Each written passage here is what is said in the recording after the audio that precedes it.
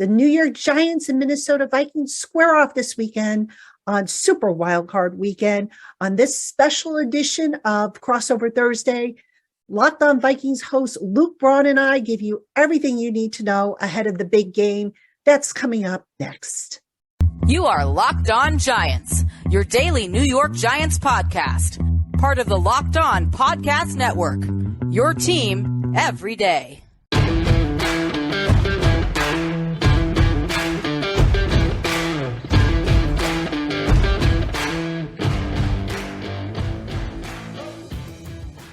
Crossover Thursday is presented by our friends at Prize Picks.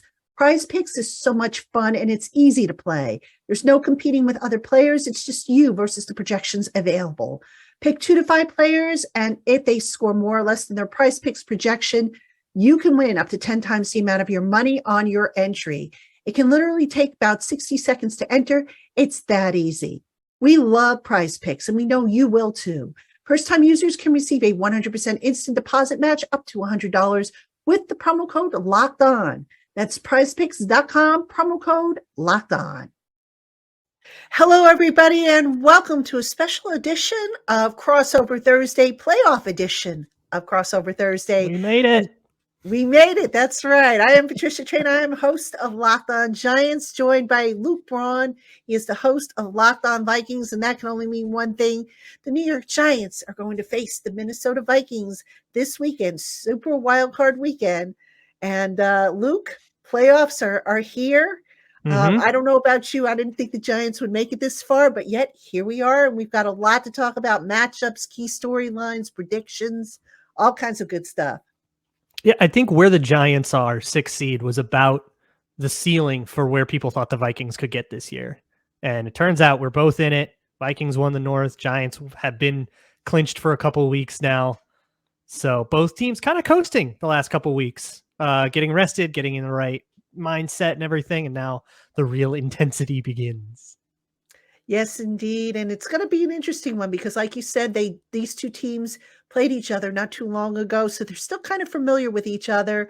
Some different stuff that might, pop up, and we'll talk about that. But Luke, let's kick things off by talking about the key storylines for the Vikings. Right now, what we're looking at is the O-line situation. Last time we played you, which was just Christmas Eve, Brian O'Neill was there. He gets hurt in the next game against Lambeau, or against the Packers at Lambeau. So he has a partially torn Achilles out for the season. So we're working with Oli Udoh right now. Maybe Blake Brandel, who is the primary backup, who's in an IR situation, maybe coming off it. So he's in the like practice window. Otherwise, it's Oli Udoh, both of whom I think are a little bit Kayvon Thibodeau food. they're, the way they match up in particular against a guy with speed and length, which is what Thibodeau has, that is where I'm like most concerned. And then the other thing we're watching is at center.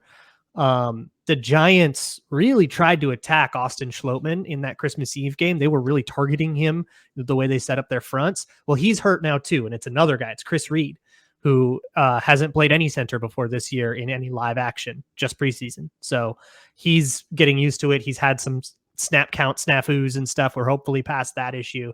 So we're looking at the O-line, but otherwise it's a lot of people getting healthy. Zadarius Smith's knee is healthier than it's been since like October.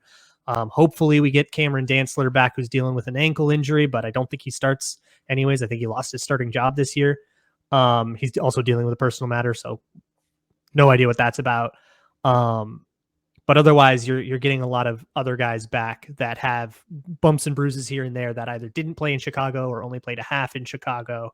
Now they're going really, really strong with it. So that's what we're watching. And speaking of injuries and getting guys back and whatnot, the Giants, all hands on deck this week. Probably Adoree Jackson. Adoree Jackson is starting. He's practicing.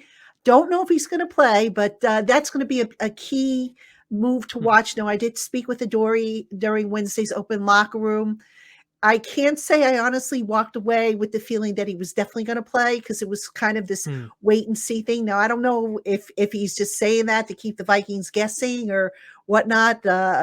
Adoree has always been kind of straight with me, but I it's basically, they're ramping him up to see how much he can handle. And of course, the real story is going to be how he responds Thursday, after what he did on Wednesday. Wednesday, he was listed as limited, but there's limited and there's limited, if you know what I mean. So there's actually limited and there's you have a yes. ding and we have to put you on. Yeah. Exactly. So if they can get him back, now that's going to be key, because last time Justin Jefferson destroyed the Giants. He and TJ Hawkinson had a bigger game. Yeah. Yes. Well, the Giants are going to have Xavier McKinney back for this game. They did not have him in the last one. So McKinney and Landon Collins should both be able, I think, are both going to handle or be assigned to handle, I should say, Hawkinson.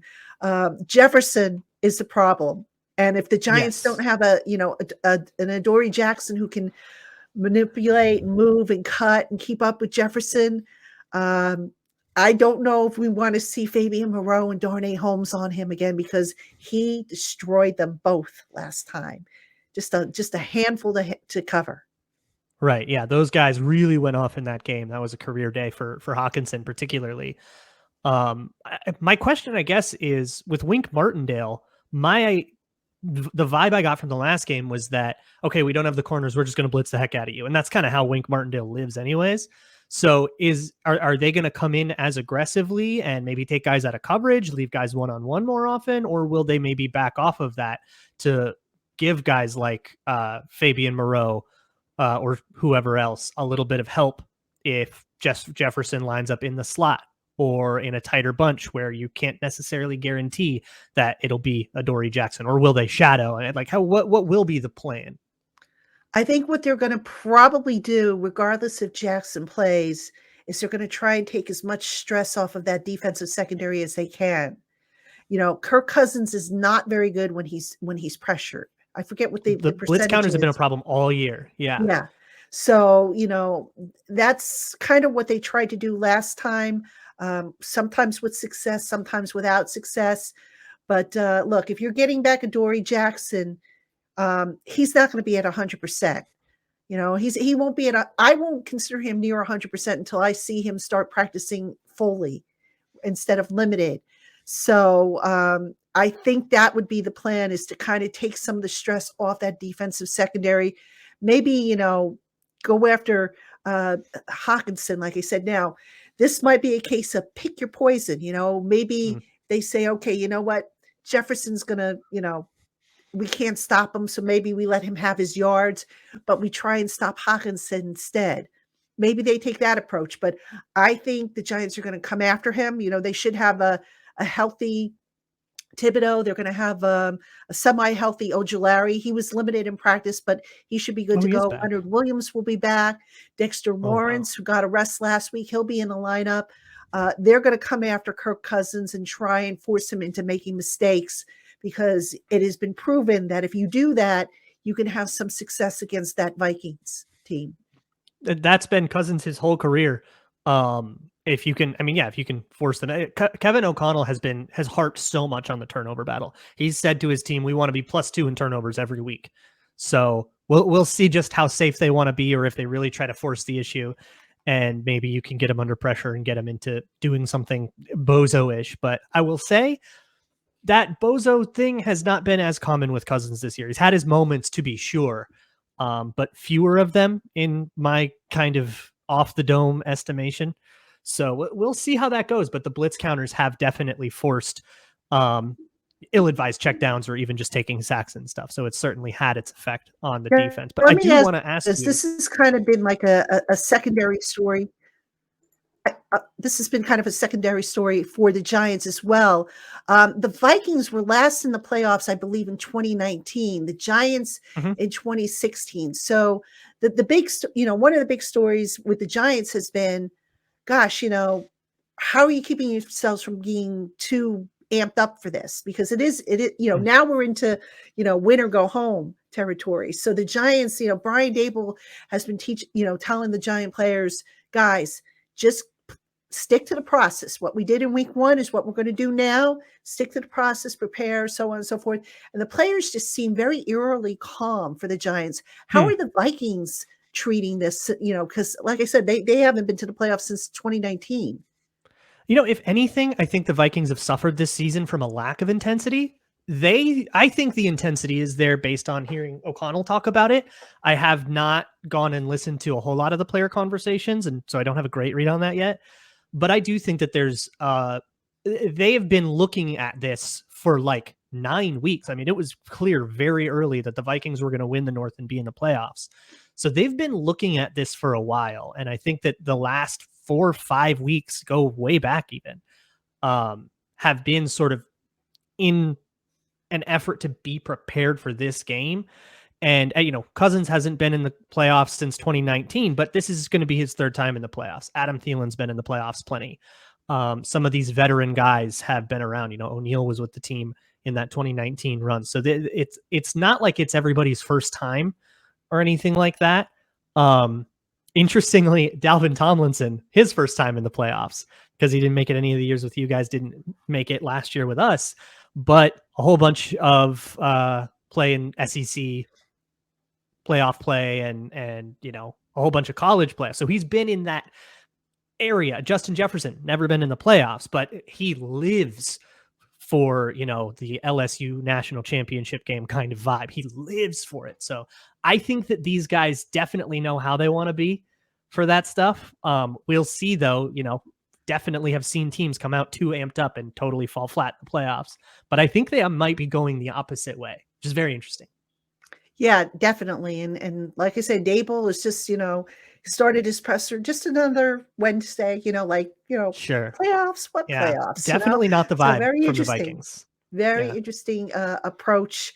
And like I said, an eerie calm before the storm. It's almost like you get the impression like, okay, the Giants are playing it calm and they're going to just totally open up a can of whoop butt on the Vikings. Right. But all right, Luke, we are going to talk about matchups right after we take this quick break. Today's Crossover Thursday podcast is brought to you by BetOnline. BetOnline is your number one source for football betting info this season. Find all of the latest player developments, team matchups, news, podcasts, and in-depth articles and analysis on every game. And BetOnline doesn't stop there. It's your continued source for all your sports wagering information, with live betting and up-to-the-minute scores for every sport. BetOnline is the fastest and easiest way to check in on all your favorite games and events, including NBA, NHL, MMA, boxing, and golf. Head on over to BetOnline today or use your mobile device to learn more. BetOnline, where the games start. Today's Crossover Thursday podcast is brought to you by Ultimate Football GM. Have you ever wanted to show NFL GMs how it's really done? Well, now you can start by hooking up with Ultimate Football GM, where you have the final say over every aspect of your roster. Among the decisions you can make include hiring the coaches and coordinators, making trades, drafting, and free agency. All this in a challenging and realistic game world. Ultimate Football GM is completely free and playable offline. Play on the go, as you want, and when you want. We at the Locked On NFL Network are already competing against each other, and we're having a blast. We know you will too when you compete with your friends. So go ahead and get started. Locked On Giants and Locked On Vikings listeners get a 100% free boost to their franchise when using the promo code Locked On in the game store. To download the game, just visit ultimate-gm.com or look it up in the app stores. That's ultimate-gm.com, Ultimate Football GM. Start your dynasty today. All right, everybody, welcome back to Crossover Thursday, playoff edition. Playoffs. Don't talk about playoffs. The Giants, I'm still pinching myself that the Giants are in the playoffs. I know, right? But you got Patricia, Traina, host of Locked On Giants, Luke Braun, host of Locked On Vikings. We just talked a couple weeks ago. We're here. We're talking again. Always glad to see Luke on the program. And Luke, let's talk about matchups in this game. And if you don't mind, I'm going to go first because I think this is probably the same matchup you're probably going to think of. And that is the Giants defensive line against that Vikings O-line. You mentioned it in the first segment that Vikings O-line has some injury issues. They're, who's going to play, who's in, who's out. Is Bradbury going to play? And that Giant defensive line, They have been playing really, really well. That pass rush, Ojulari has had at least a half a sack in each game that he's played in since he's been back.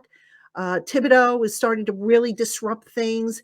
Leonard Williams and Dexter Lawrence, the dynamic duo, have been pushing that pocket. That's where I think the game is going to be won or lost, is in that pit.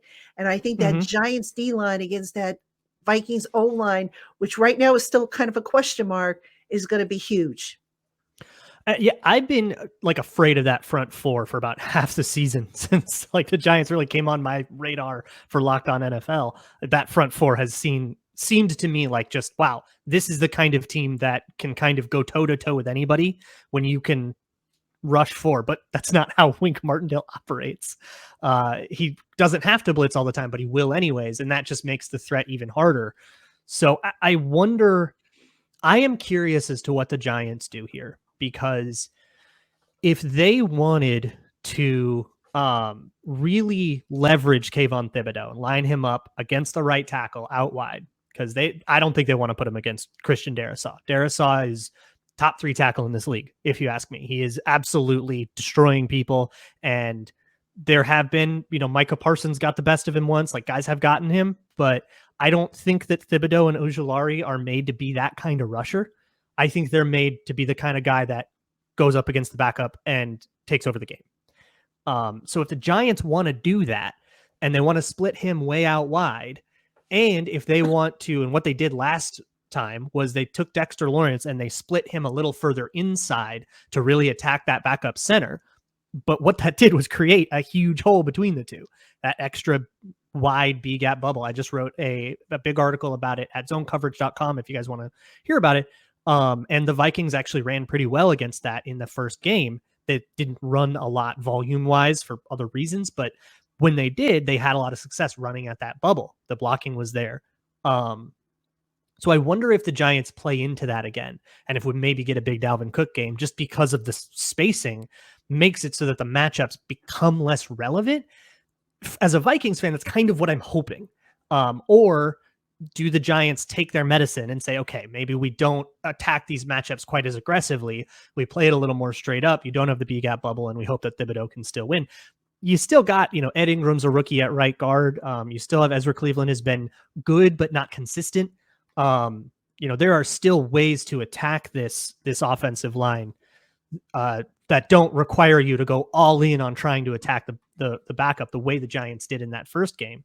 But I want to flip it around, because we haven't talked about this side of the ball at all yet. The Giants receivers had career days against the Vikings in that first matchup. And the Vikings in the game right before your game, the Colts game, switched from a soft zone defense to man-to-man. They just played man defense for the last 4 weeks now. Doing that has been a really interesting change, and it sort of renders a lot of the statistics of season-long things a little bit moot, because they're just such a different team than they were the first 14 weeks of the season. Sample's going to be made up of something very different. But in that game, Richie James and Isaiah Hodgins, they really went off. I don't think the Vikings are going to take a different approach. I think that they're going to man up again and see if they can't get them this time. How do you feel about that? Yeah, I mean, you're absolutely right. I was talking actually with Sterling Shepard, who's on IR today, or he's on IR for the season, but I was talking with him today about the emergence of Richie James and Isaiah Hodgins. And, he was very complimentary. He's been coaching those guys up. I mean, Shep was one of the best at finding soft spots in zone coverage. What you become when you're on IR, you're a position coach now. Yes, exactly. Oh, he's having he'd rather be playing, obviously, but he's having a ball being involved with the team and coaching these guys up. But yeah, Richie James, the thing with him, the confidence level has come back. There was a time, after he lost those 2 punts against Seattle, a lot of us wondered, would he even make it through the rest of the season, or would he be cut? And he just put his head down. He kept working at it, and the confidence level is there. And, Richie James is not a big receiver, but boy, does he play like one. And the same thing with Hodgins. Hodgins is a guy that the Giants basically picked off the scrap heap Buffalo cut him because they had such a deep rotation there at receiver, and he comes right in, and it's like he's been playing in this offense all his life, which he has, if in a way.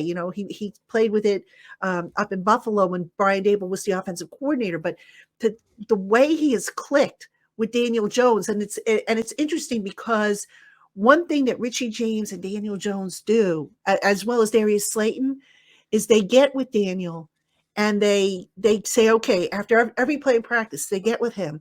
What did you see here? Why did you do this? And it's almost like they're of one mind. And that sometimes when they say huge. that the mental aspect is like 90% of the game. And that's where the Giants receivers have really, really sharpened up their game. And it just, are they going to be number one receivers? No. Are they, going to be Pro Bowlers or All Pro? No, but they're effective. They're getting the job done, and they're figuring out ways to shield the ball and to, get away from defenders, give themselves just enough of a window for Daniel to hit them. It's so interesting. I mean, we have Patrick Peterson, who is, I think, tied his career high in interceptions, or he's tied for the team lead in interceptions with 5. And Harrison Smith also has 5 this year. And then across from him, we have Duke Shelley, who's 5'9" and he runs a 4.5, but he's playing lights out. It's incredible what Shelley has done this year. He was cut this year from the Bears, and he's come in and actually stolen a starting job that there was no reason for the Vikings to even consider him, and he just went and took it. It's a super awesome story, but it might be the place where the Vikings defense experienced the most pain. But I guess before we get into predictions, I have one question for you that I should have asked last time. But who on the Giants should I know about that I don't know about? Ooh, that's an easy one. That's an easy one for me. Jihad Ward. Okay. He's the one guy, people say to me, who was the most underrated free agent signing that the Giants made?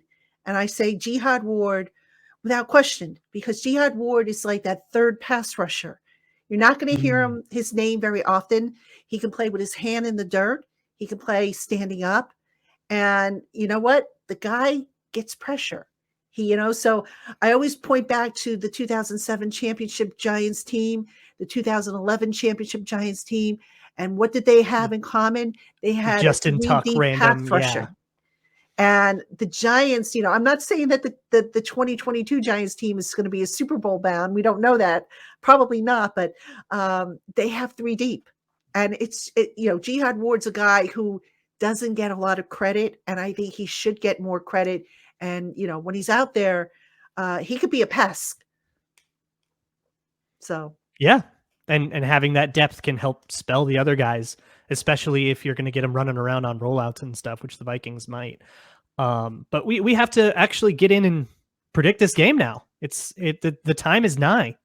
Yeah. We're going to we'll do our predictions right after this. So stick around, folks. This podcast is brought to you by our friends at Built Bar. If you haven't tried Built Bar yet, you're depriving yourself of one of life's greatest joys. These protein bars are covered in real milk chocolate, and they melt in your mouth. They come in different flavors, both nut and nut-free variety, and are low in sugar and carbs and high in protein. And what's also great about Built Bars is that their products are made with collagen protein, which provides a ton of health benefits. So eat something that tastes good and is good for you. And now you don't need to wait for your box to ship from Built.com. Simply stop in at your local Walmart or Sam's Club and grab yourself a box of Built Bars, the delicious tasting treat that is sure to satisfy your sweet tooth. Thanks so much for making Crossover Thursday between the Locked On Giants podcast and the Locked On Vikings podcast your first listen today.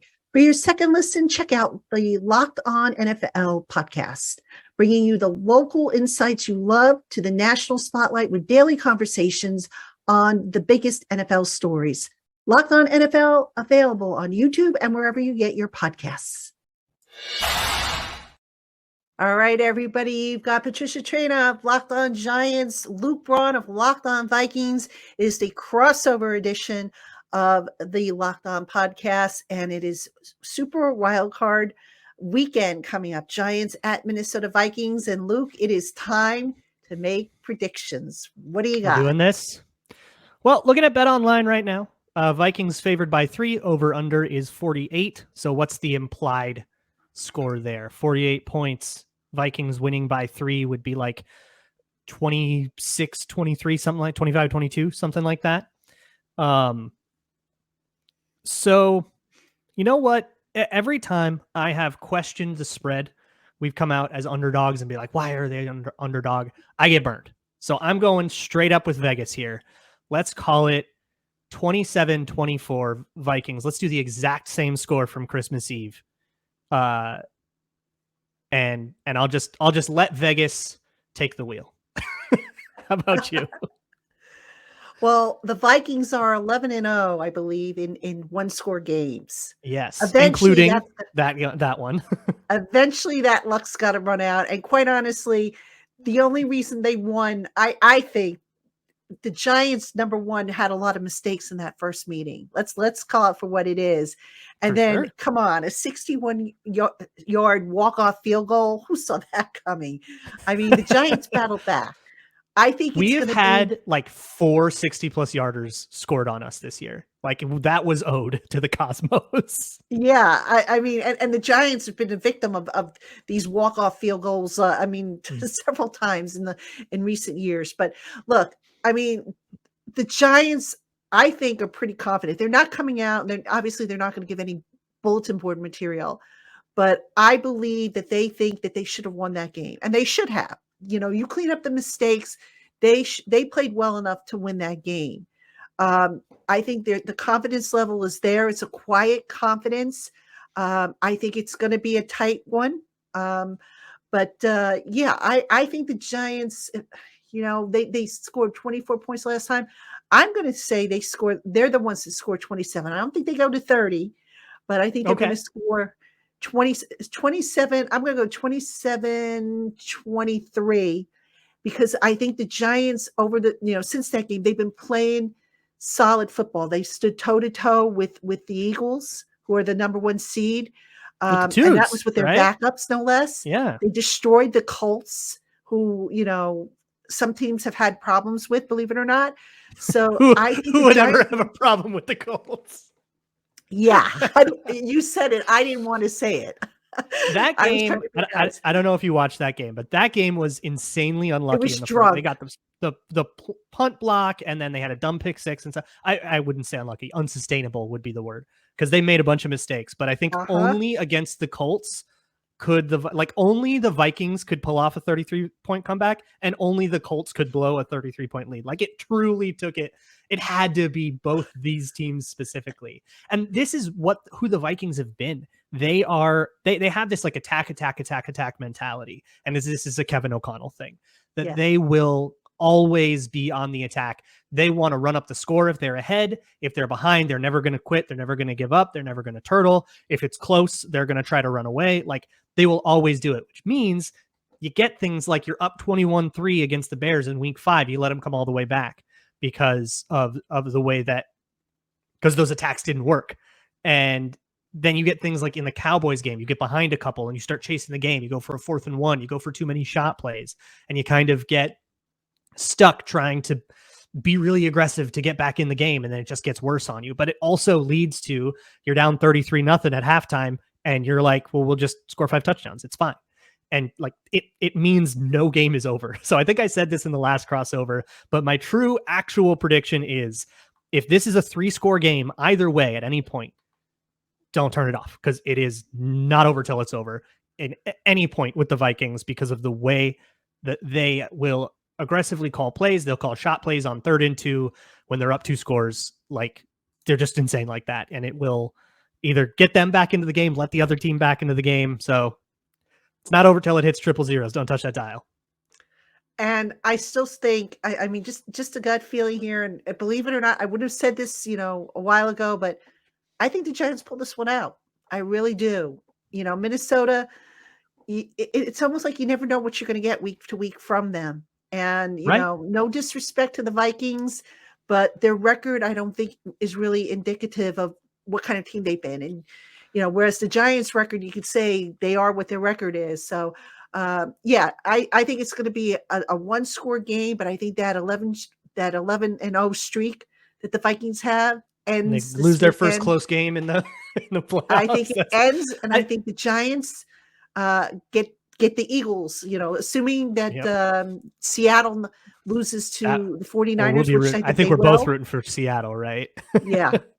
I mean, that I think is every Giants fan's dream is for the Giants to get a crack at the Eagles and to knock them out of the playoffs. Oh, but okay, sure. Obviously, you got to get through the Vikings first. Good team, going to be on their home turf, which is why I think they're favored. But the Giants have given some bulletin board material to Vikings fans saying we didn't think it was too loud on Christmas Eve, and we don't think it's too loud to play there. So they've since said it was. So I think it's too late. It's going to be hopping. I will be at the stadium too. I'll be contributing whatever's left of my voice. Okay, well, we'll see how it all plays out. I mean, it should be a good one. It is playoff football, and I'm just absolutely giddy. I never thought I would say that at this time of the year, because I thought the Giants were at least another year away from being in the playoffs, but they're here. And look, we'll just write it out for however long they happen to last. And I'm sure you'll do the same thing over on Locked On Vikings. So that's going to do it for us here on this crossover edition of Locked On Giants, Locked On Vikings. Make sure you check out our respective shows. Luke has everything you need to know about the Vikings. I'm bringing you everything you need to know about the Giants, including Friday night. We're going to be doing Locked On Live. I know a lot of you enjoy that, so make sure you stop by on the YouTube channel. Check out Locked On Live. For Luke Braun, I'm Patricia Traina. Thank you, everybody, for tuning in, and we will talk to you again tomorrow.